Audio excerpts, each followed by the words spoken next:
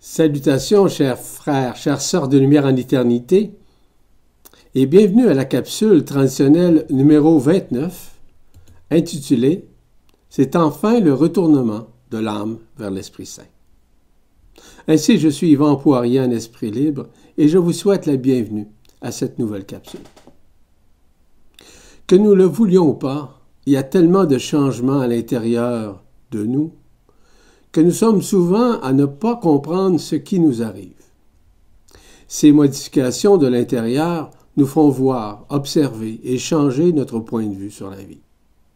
Cela touche aussi l'aspect de la conscience, qui semble vibrer à d'autres niveaux dont nous ignorons nécessairement tout ce qui est nouveau, par des raisons qui sous-tendent tout cela dans ces changements.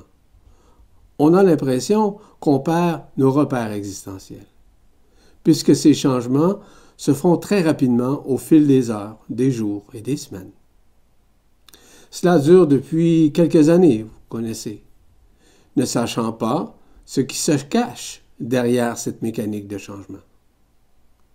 Ce que nous pensions avant n'est plus ça.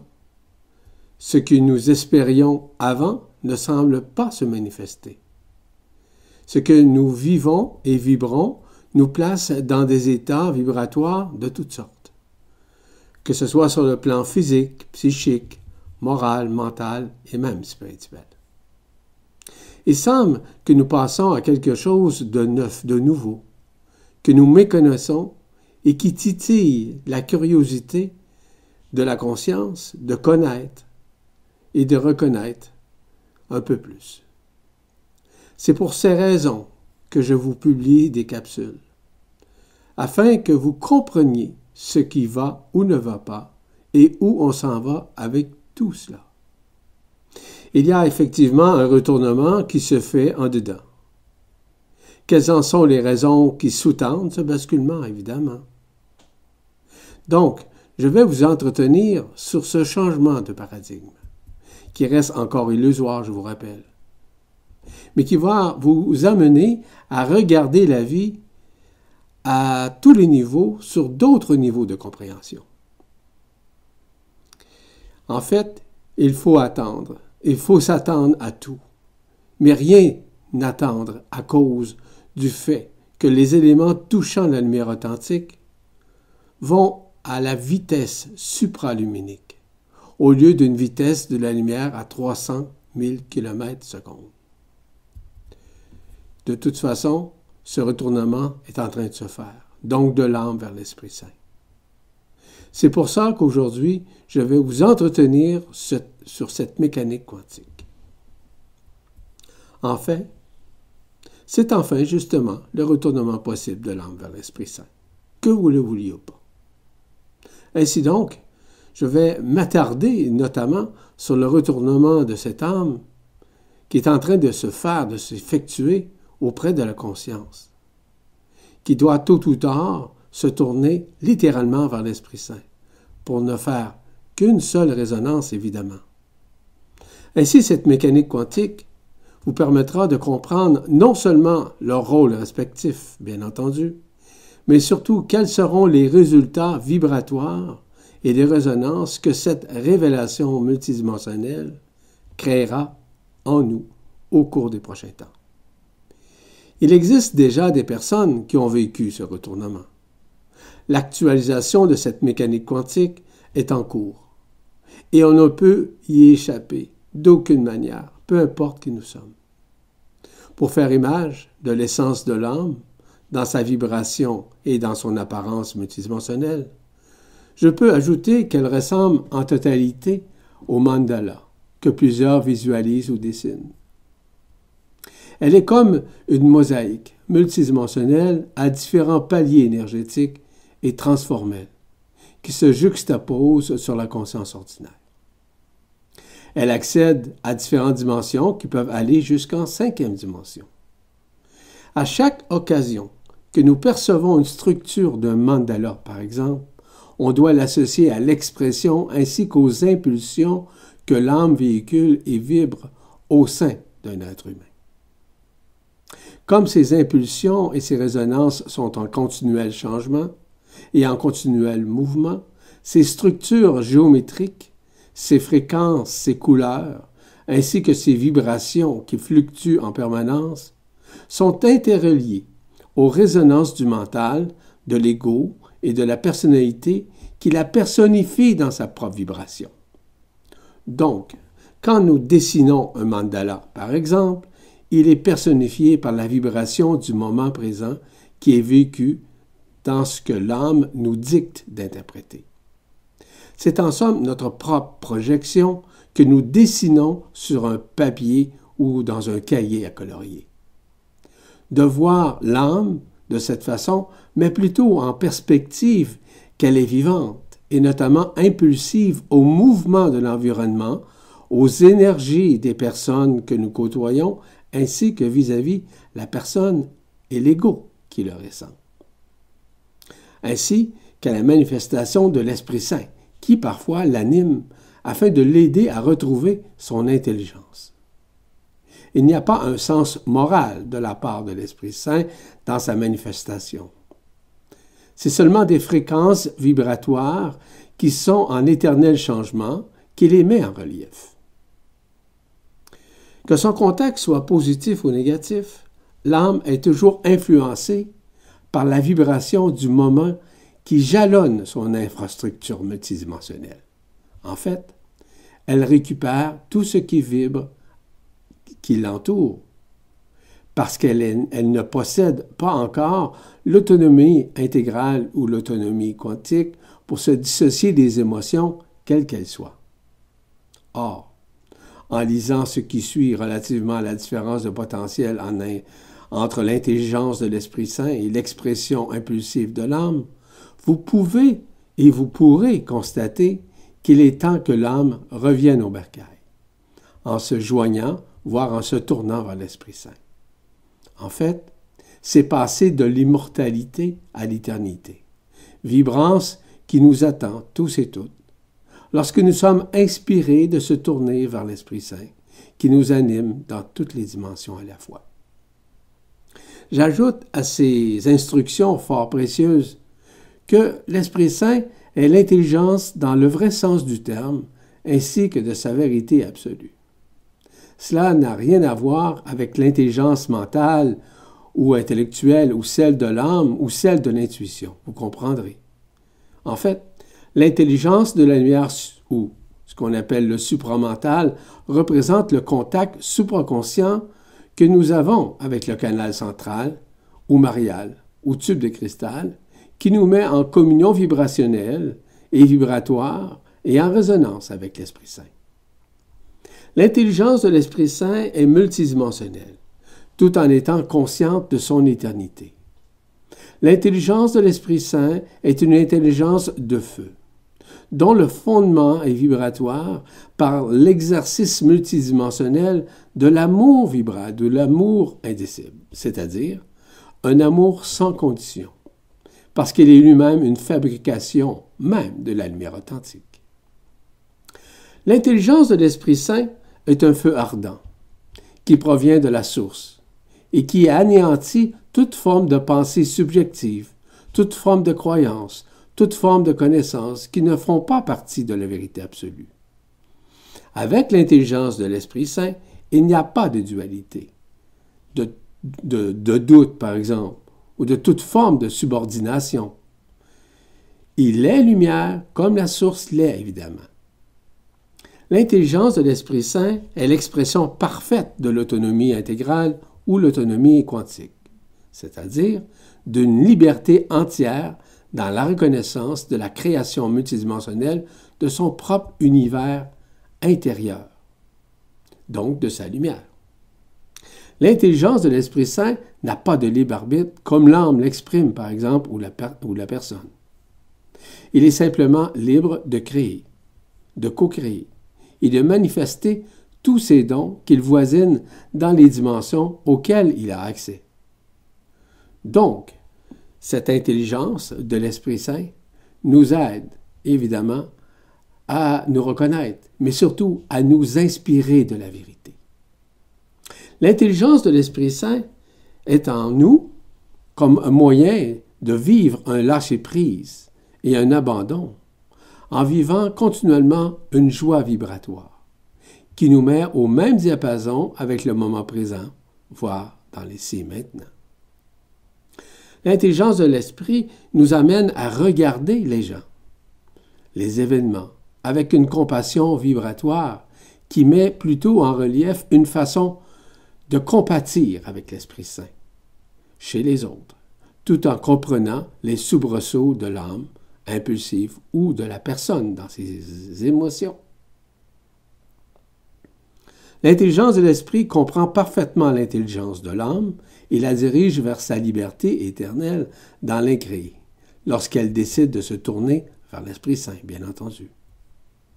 Ainsi, l'intelligence de l'Esprit Saint permet de dissoudre la conscience limitée, ou ordinaire, si vous préférez, afin de remettre en place la conscience illimitée ou la supraconscience, pour arriver, tôt ou tard, à la inconscience qui contient le tout et le rien.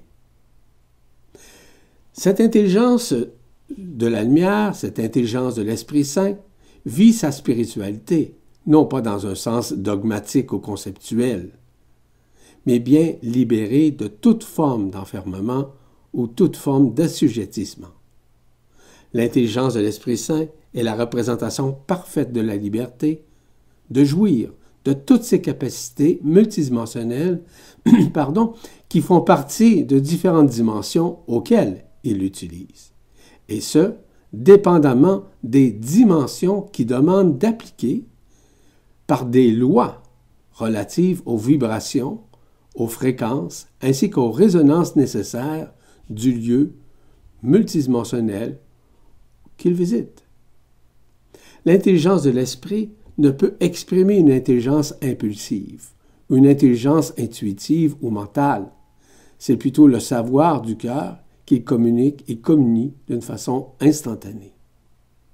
L'intelligence de l'Esprit Saint permet de regarder les événements, les personnages et les futurs possibles, dans une vision lui donnant une perspective, oui, à 360 degrés, mais aussi des plans et les dimensions supérieures du moment où il se connecte à l'ici et maintenant. Il n'analyse pas avec le mental discursif, puisqu'il est supramental, c'est-à-dire au-dessus du mental, donc détaché de la forme ou d'une connaissance quelconque falsifiée. Il possède un savoir instantané, donc sans référence existentielle ou expérientielle.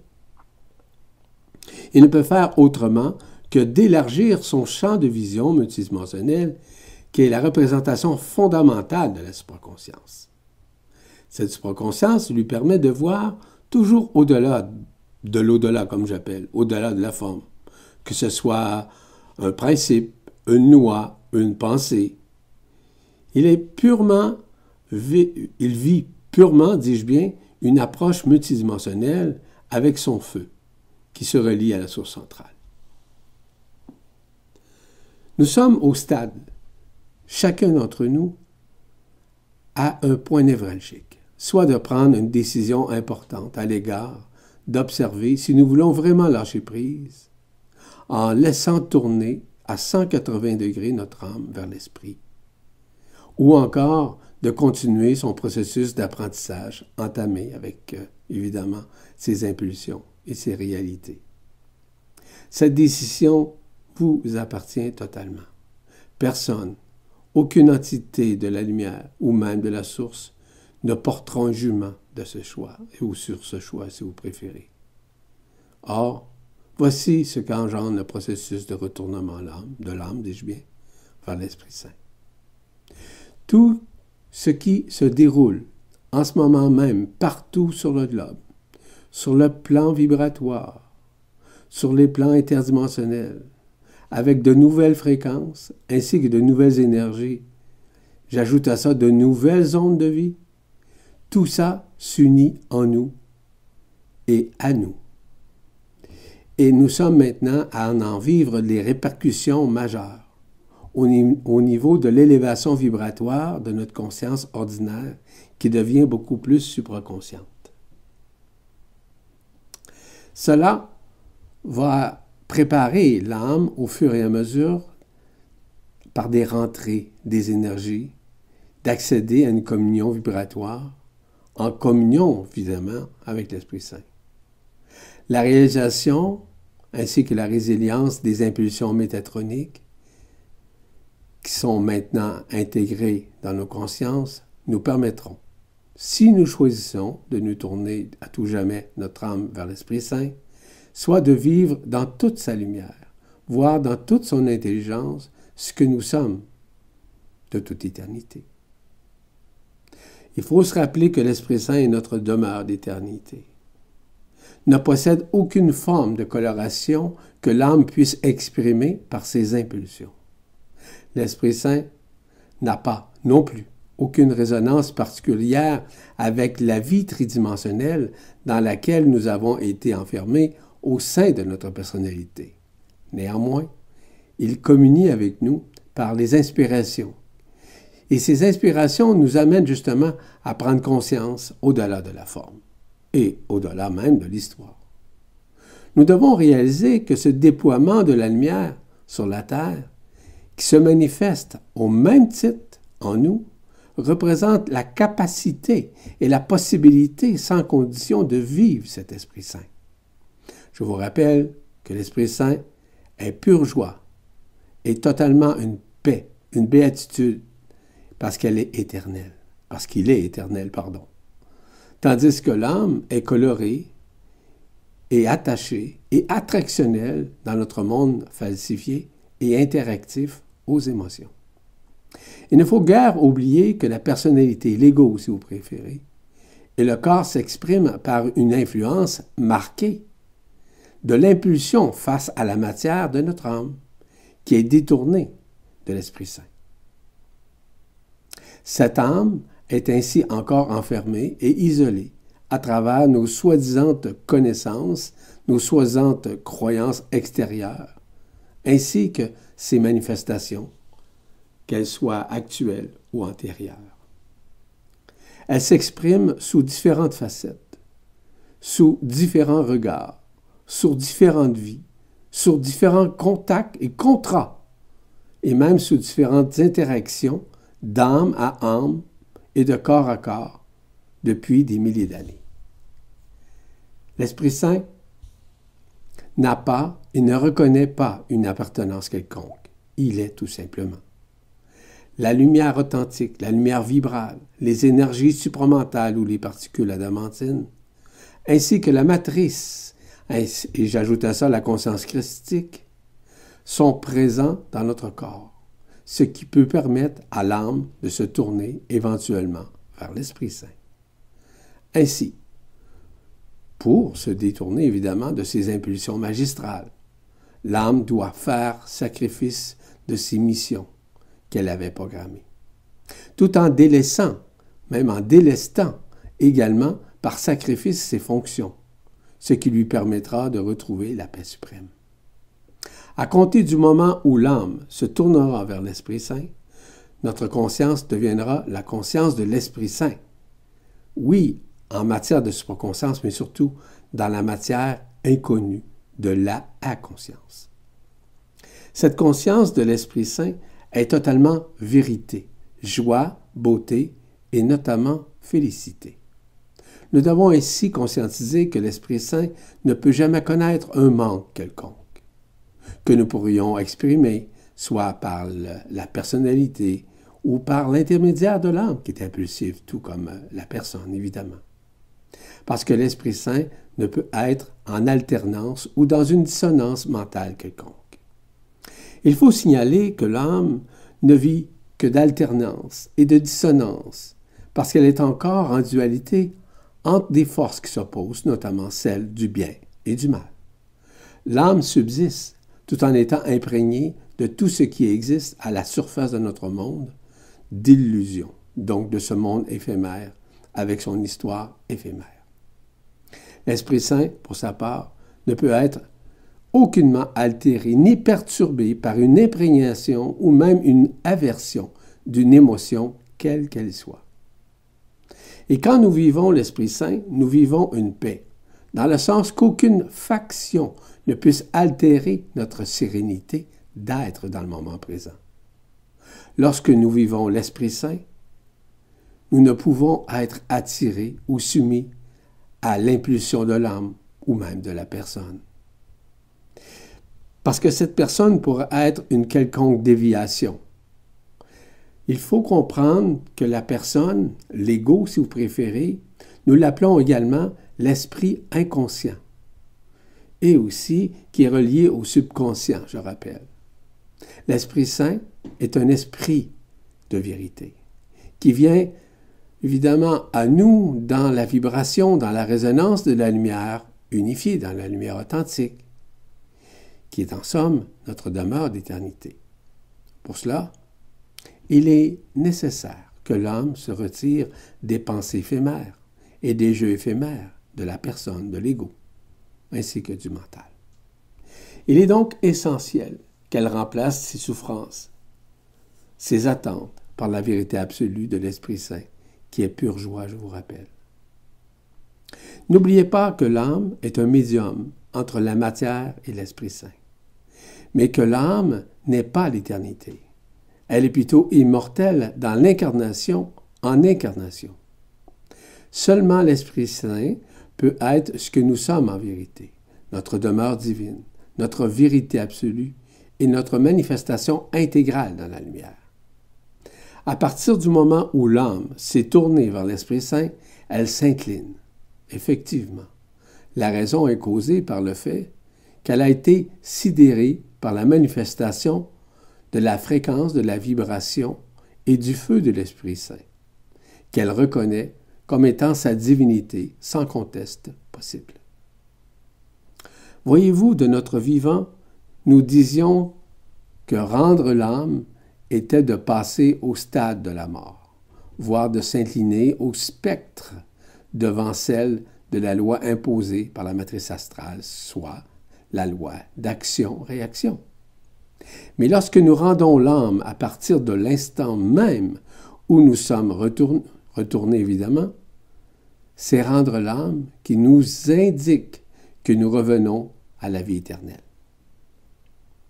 C'est aussi revenir à la vérité absolue, afin que le corps et toutes ses contreparties transparaissent et se transfigurent, selon la loi de l'Esprit Saint, évidemment, qui est la loi de grâce, qui vibre en résonance et en unisson avec la source centrale. On ne peut le nier, le renier en ces moments de grâce. L'heure est à l'Esprit Saint. L'heure est enfin venue pour nous joindre à ce que nous sommes de toute éternité. C'est vraiment cet instant de grâce que nous attendons depuis notre toute première incarnation. Ce n'est pas dans une semaine ou dans un mois que cela arrive. Nous devons l'accueillir dès maintenant et à chaque nanoseconde de notre vie de tous les jours. Tout ce processus multidimensionnel représente la vibration qui est rendue possible par l'ascension de notre conscience qui s'unifie à notre corps d'être-té, notre corps de lumière, si vous préférez. Nous sommes aussi au carrefour, c'est-à-dire au rendez-vous que nous étions fixés au moment de notre programmation avec la source une, voire notre scénario de vie ou notre plan de vie, si vous préférez. Quand nous décidons de nous ranger à l'Esprit Saint, consciemment et avec le cœur, nous n'avons plus le choix de la route que nous allons prendre. Cette route que nous prendrons va mener notre conscience de l'Esprit Saint à rentrer en l'incarnation, dis-je bien, qui n'a pas d'incarnation comme celle de l'âme. Parce que l'Esprit Saint est éternel. Il n'est pas, on pourrait dire, physique, même pas métaphysique, et au-delà même de la physique quantique. Il est un feu ardent. Ainsi, l'Esprit Saint éclaire l'âme sans l'apport de la personne, de la personnalité.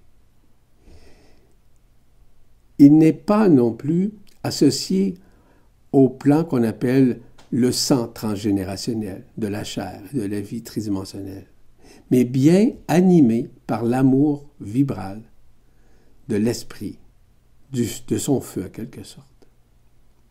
Donc l'amour vibral, l'amour indicible de l'Esprit Saint représente l'illumination qui se fait en toute transparence et que ces moments sont privilégiés où on vit une évidence qu'on ne peut contester. Ainsi, l'Esprit Saint est notre guide, voire le phare qui nous ramène à notre demeure éternelle, afin de retrouver ce que nous sommes de toute éternité avec l'unicité de la source une, ainsi qu'avec l'éternité de qui nous sommes éternellement, je rappelle. L'Esprit Saint n'a pas de comparable. Il est un. Il est unique dans son essence, parce qu'il est de la même origine et de la même nature que la source, évidemment, mais surtout de notre Père céleste, ainsi que du Christ intérieur qui nous habite. Évidemment qu'il nous donne accès à ce qu'on appelle l'ADN quantique, qui est déjà en nous. Et cela se fait grâce justement à la transsubstantiation, qui permet de transcender évidemment les substances des cellules qui ont été enfermées, encapsulées, et de les libérer afin que la lumière authentique puisse se manifester. Nous avons tous et toutes le même Esprit Saint, mais qui est démultiplié à l'infini, car il est une étincelle divine, je vous rappelle. Donc, il fait partie de là. Lorsque nous observons un feu où les braises ardentes se consument, est-ce que ce sont des étincelles? Sont la manifestation du feu qui consume la matière qu'il brûle. Bien entendu, sauf qu'avec l'Esprit Saint, il y a résorption, dis-je bien. C'est-à-dire que les étincelles vont revenir au brasier, et le brasier reviendra s'unir au feu. C'est exactement de cette façon que nous devons regarder le retour au feu de l'Esprit Saint, contrairement aux lois de l'âme. L'Esprit Saint n'a pas de loi comme telle, il est lui-même l'esprit de la loi. Il est libre de toute éternité, ne pouvant s'incarner ou dissoudre quoi que ce soit vis-à-vis le feu en tant que tel, mais seulement de consumer tout ce qui est relatif à l'illusion, à la matière, à la densité. Il demeure éternellement un, avec la lumière authentique, avec l'un en absolu. Tandis que les lois de l'âme sont polarisées. Les lois de l'âme cherchent plutôt la lumière. C'est d'ailleurs sa mission. Tandis que l'esprit n'a pas à chercher la lumière. Il est cette lumière. Donc, du moment où nous tournons notre âme vers la lumière, vers l'Esprit Saint, nous ne sommes plus soumis à une loi quelconque. Évidemment que la seule loi, c'est la loi de l'amour, voire la loi d'action de grâce. Il y a d'autres âmes qui sont ici pour faire l'équilibre entre la matière et la lumière, il va de soi.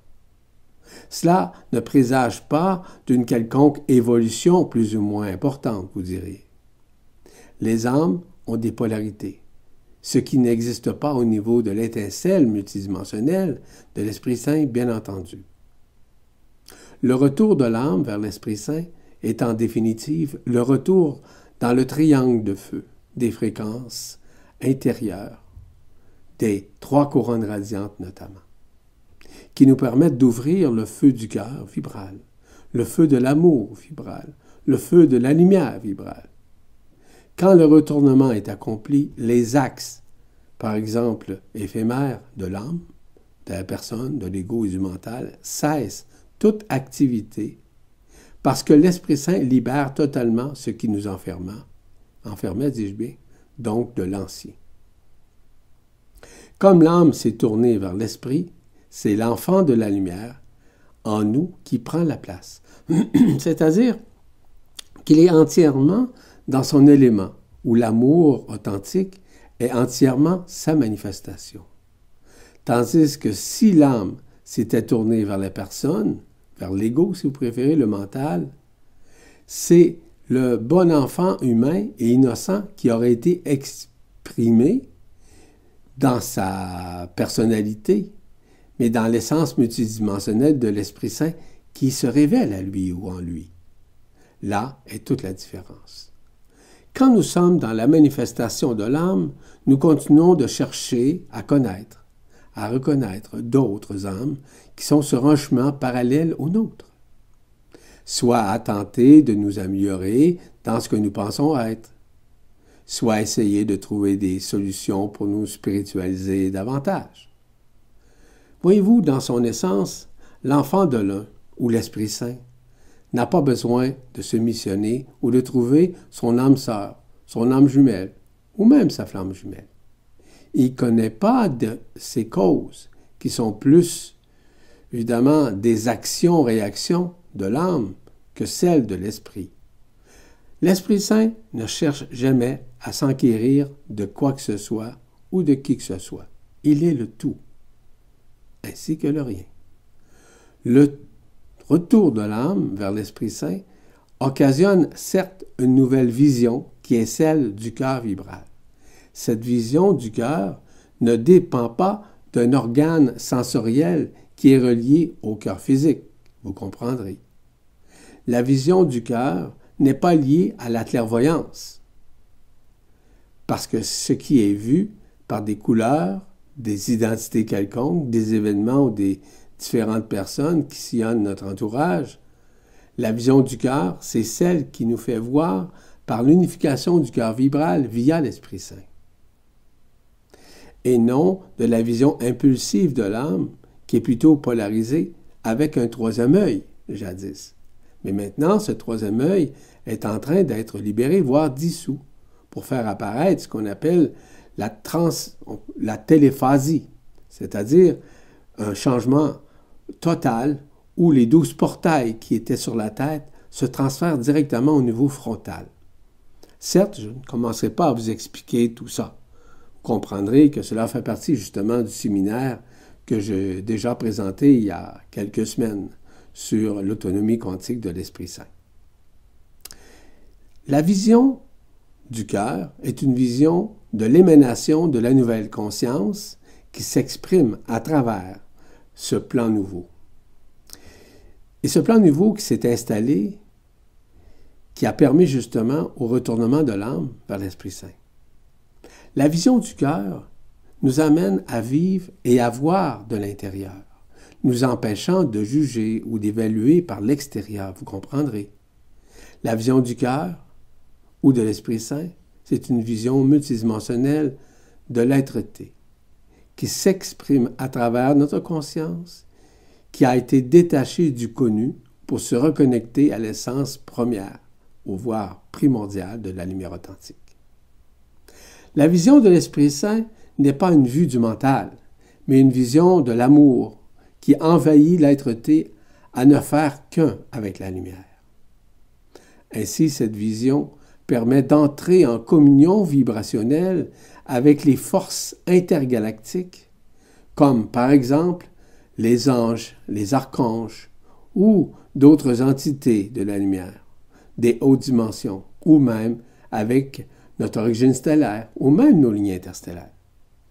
Voir avec le cœur n'est pas avoir du cœur ou manifester le cœur par de la sympathie ou une forme de fausse compassion, qui est plutôt axée sur l'émotion que la compréhension vibratoire de la situation.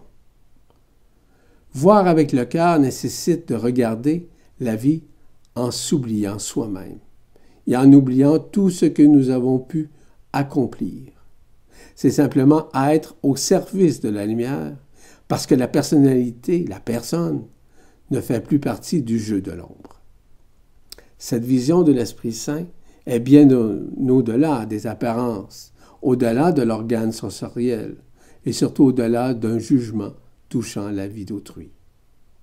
C'est dans le cœur du cœur, de cœur à cœur, avec qui nous sommes, sans effet de l'ego ou du mental, qui voudrait parfois prendre la place. La vision du cœur, c'est être le plus souvent possible près de notre corps d'être-té, qui nous guide vers l'ascension finale. C'est rejoindre consciemment ou même inconsciemment ce qui est invisible en nous, afin de reconnaître à la juste valeur de l'Esprit Saint. Voir avec le cœur, c'est disparaître à soi-même, parce que c'est l'humilité qui s'imbrique dans notre présence avec quiconque. C'est aussi rester simple dans tout ce que l'on dit et fait, garder la simplicité de l'enfant intérieur. C'est être vrai, voire transparent, en toutes circonstances, en tout temps, en tout lieu et devant quiconque. C'est garder la vérité de notre propre authenticité. C'est être spontané dans les situations sans les émotiviser. En somme, c'est garder le sang-froid. Et quand le besoin le nécessite évidemment, devant une tragédie ou devant un geste immonde, la vision du cœur ou de l'Esprit Saint, c'est aussi ne plus regarder les choses avec les yeux physiques, ni avec le troisième œil, je rappelle qu'il est dissocié maintenant de l'être, ni même de l'éther intérieur, mais bien à dépasser tout ce qui est perçu par ses contreparties éphémères. Ainsi, le connu n'existe pas. C'est le retour qui voit avec sa propre vibration l'inconnu, l'inconnu, celui qui s'exprime spontanément à travers l'Esprit Saint. Quand nous voyons avec le cœur, nous ne sommes jamais limités par la peur, par le jugement ou par nos connaissances. C'est plutôt la vision de la lumière authentique que nous percevons avec le cœur. Immédiatement, c'est la conscience nouvelle qui s'exprime dans sa candeur et son humilité en reconnaissant la vérité de chacun. Il est donc possible de regarder avec les yeux et voir avec le cœur à la fois. Le cœur ne peut se connecter à une vision périphérique d'un environnement, mais du regard intime d'un autre cœur qui poursuit son chemin selon son propre taux vibratoire et selon sa propre fréquence. Je rappelle que l'œil n'est qu'un miroir de projection astralisée de la matrice binaire. Il ne peut être jumelé avec les yeux du cœur. Si nous regardons avec l'œil de projection du jugement, nous ne pouvons identifier multidimensionnellement ce qui se présente devant nous, que ce soit une personne ou même un événement. L'œil est continuellement en dualité face à sa vision inversée de la réalité. En nous, nous pouvons être justes quand cet œil qui regarde se manifeste. Car la vision du cœur n'est pas un ressenti physique ou psychologique ou par une imagination quelconque. C'est plutôt le regard profond de l'être au lieu d'un regard vis-à-vis la personnalité ou de l'histoire de cette personne. La vision du cœur, ce n'est pas de se voir ni inférieur ni supérieur, c'est être présent au cri du cœur vibral de l'autre. Voir avec le cœur n'est certes pas une vision de nos capacités extrasensorielles, de clairvoyance, de clairaudience, de clairsenti, qui sont en quelque sorte des visions extrapolées de l'âme ancienne. Sauf que la clairvoyance, la clairaudience et la clairsentience, par exemple, revient, mais non altérée par une matrice astrale ou une matrice binaire. Cette vision de l'Esprit Saint, c'est celle où on se résolut à disparaître, à ne plus prendre de place, en étant dans le moment présent le plus possible, dans l'humilité de cet instant. De voir avec le cœur, ou l'Esprit Saint, si vous préférez, c'est avoir l'impression d'être partout à la fois, avec tout ce que nous sommes, en tant qu'entité humaine, bien entendu, mais c'est sans être tributaire de l'œil ancien, le troisième œil, qui regardait avec les pensées astralisées. Quand nous regardons avec l'œil du cœur, nous éprouvons une résonance qui se produit dans notre conscience elle-même. Elle devient totalement transparente, translucide. Ainsi, par l'expression de la vision du cœur, il ne peut exister aucune limite dans notre conscience, puisque la résonance vibrationnelle ne peut plus s'arrêter, ne rien s'accaparer, ne rien projeter, voire ne rien demander. Elle est simplement vibratoire, nous éloignant systématiquement des influences de l'ego, de la personne, si vous vous préférez, dis-je bien, ainsi que des impulsions de l'âme qui est en train de se tourner vers l'Esprit Saint. Tous ces éléments éphémères ne font que se dissoudre, afin que nous soyons en communion vibrationnelle avec l'Esprit Saint. Le soi, le moi, etc., l'ego, ne sont plus présents. C'est l'être-té par l'Esprit Saint qui prend la place et qui s'exprime, et qui exprime également son amour authentique. La vision du cœur n'est pas une vision qui possède une intention quelconque de séparer, de discriminer ou même de juger. Elle est totalement neutre en projetant rien, en ne pensant à rien et en imaginant rien.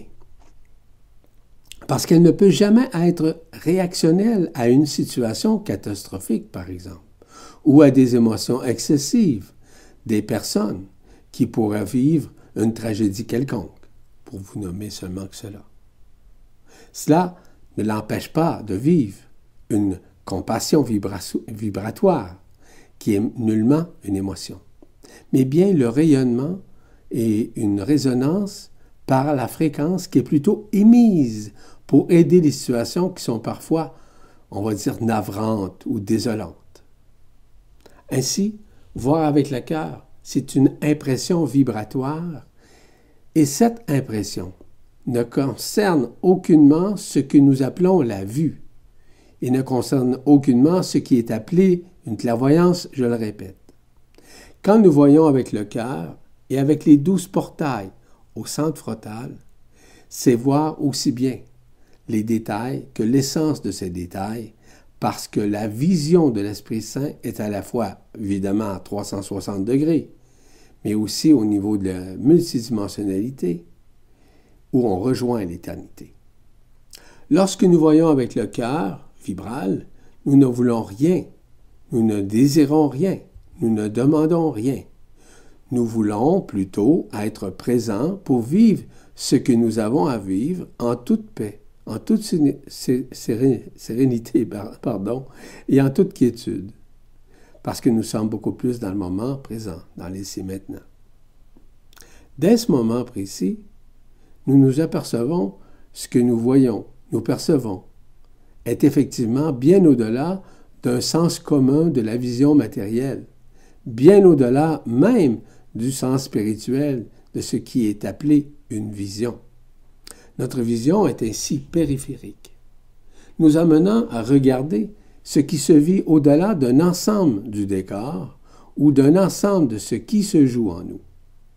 Parce que, évidemment, ce que nous voyons peut être aussi une vision extérieure, qui est souvent une projection de notre propre intérieur. C'est plutôt regarder au-delà de la forme ou du contexte qui apparaît devant l'écran de notre conscience. En résumé, l'enfant en nous, c'est l'expression d'un amour sans frontières, ou l'enfant de la lumière en nous, c'est par vibration ce qui se passe en nous, sans jugement, sans discrimination, et même sans aucun doute.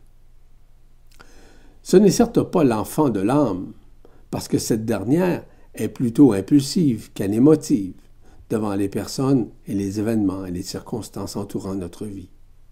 C'est plutôt la spontanéité de l'Esprit Saint qui s'émerveille de ce qu'il perçoit et ce qu'il voit avec les yeux du cœur, avec l'œil du cœur, au lieu des yeux de l'âme impulsive qui se relie au passé ou à l'espace du futur projeté.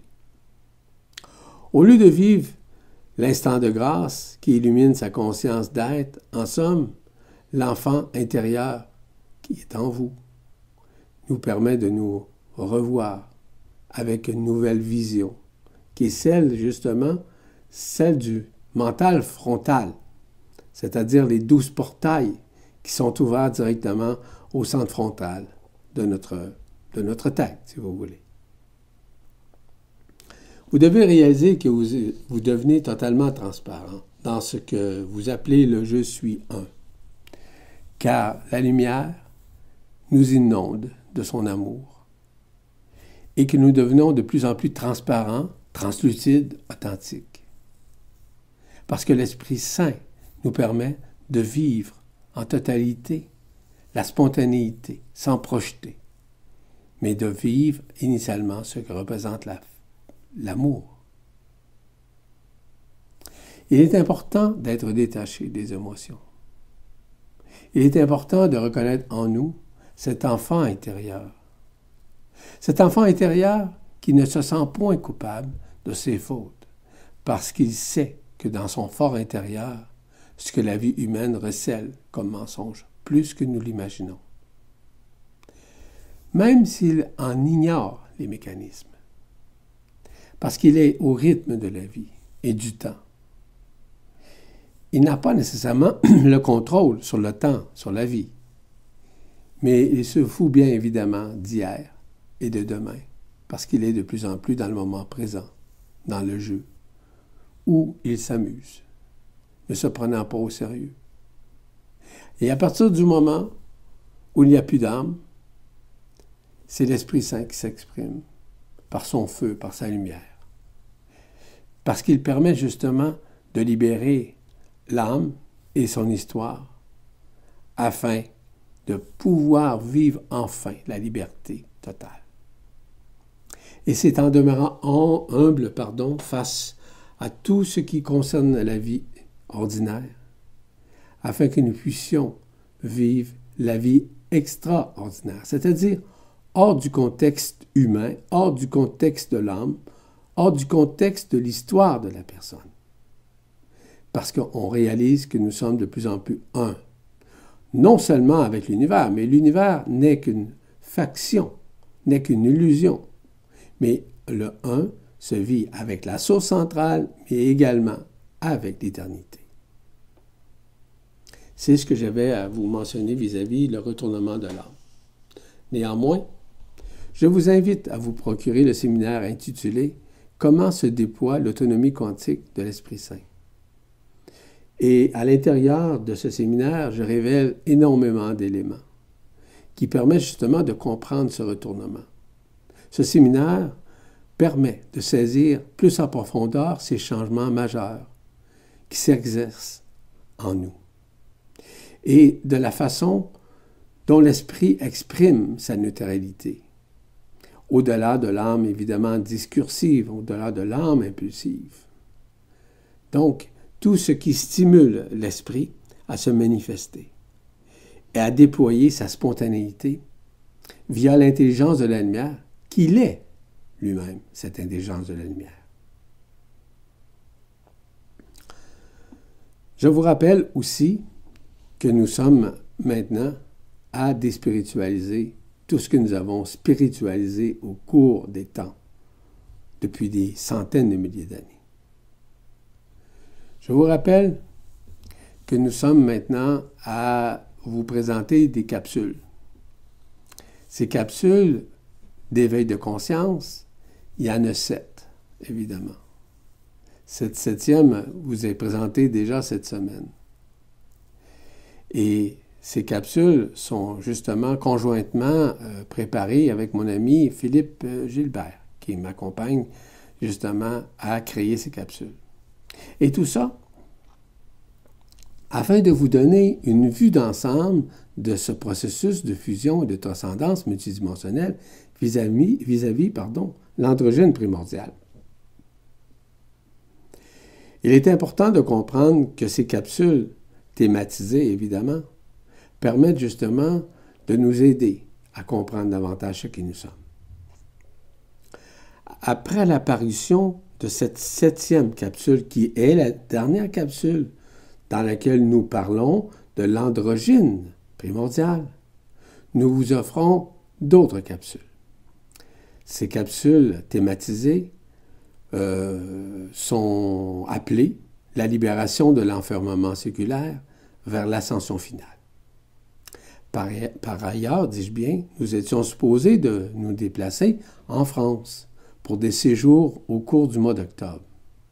Et nous avons été obligés d'annuler les 2 prestations, soit à Saint-Martin d'Arossa dans le Pays basque, ainsi qu'à Toulouse, à cause des nouvelles restrictions et des consignes relatives au COVID. Toutefois, nous avons plutôt opté de faire ces séjours et ces séminaires de façon virtuelle sur la plateforme Zoom qui se valent aussi efficaces en direct que sur place. Toute cette information-là, je l'ai déjà ajoutée sous, évidemment, cette vidéo, je vous rappelle.